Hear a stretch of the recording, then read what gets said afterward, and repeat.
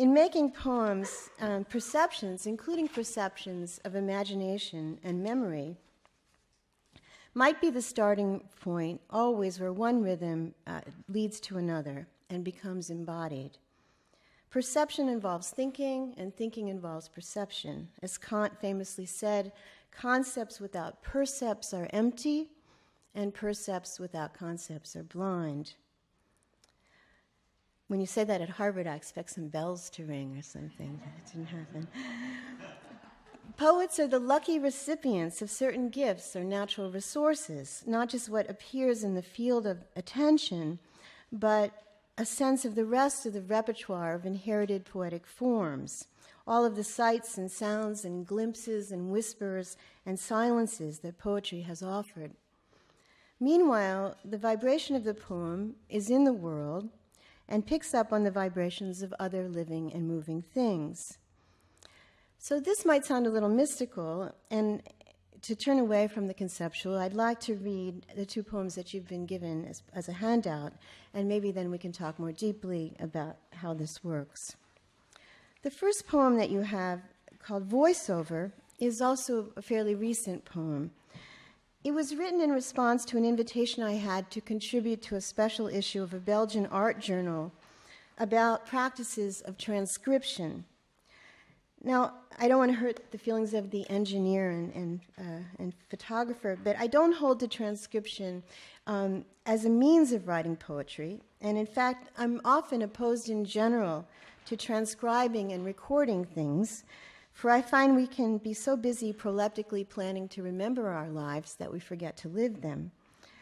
So I wanted in this poem to run notation up against listening during a spring walk, and then write down my sense of what had happened. In other words, I thought that rather than shape the experience through any prior ideas, I would let the experience write my consciousness of it. Voiceover. Undergrowth in creek, guttural, the quarreling squirrels. A deckle-edged spring, 3 hollow rata, woodpecker on the right, on the left, or echo, landscapes thinking to sketch them, concentrating a rumph, the bullfrog grown now singular, close on particulars that otherwise would not exist. There is something where once the peepers sang chaos, mounting heat here, heat here, inherently sentimental about the idea. Heat here, heat, just a month ago. It's neither here nor there, but then that's what it means. Wheedle, sweet Micha. To draw your way toward it.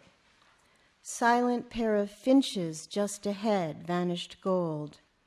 The basin-deep skunk cabbage, leaves brimful of yesterday's rain, and the hissing geese, their wheezing breasts inflating, the grasses wound around and through them, while their green infant, phosphorescent, fuzzed, scrambles, sentimental like a pressed flower that will lose its color.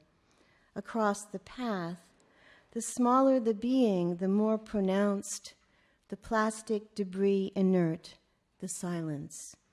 That's the difference, the draped, dirty tangle of torn grocery bags.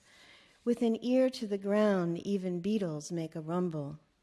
Inertness, irreducible, growth, grown, impossible. Nattering, tattered, spare, narrating sparrows, the never of it. Ka-kawa, ka-kawa, ka-ka-kawa, the always mates for life. And the effort to record came forward in all, hermit thrush cascade, first flex, then luscious spilling, its own plasticity. Who wheat, who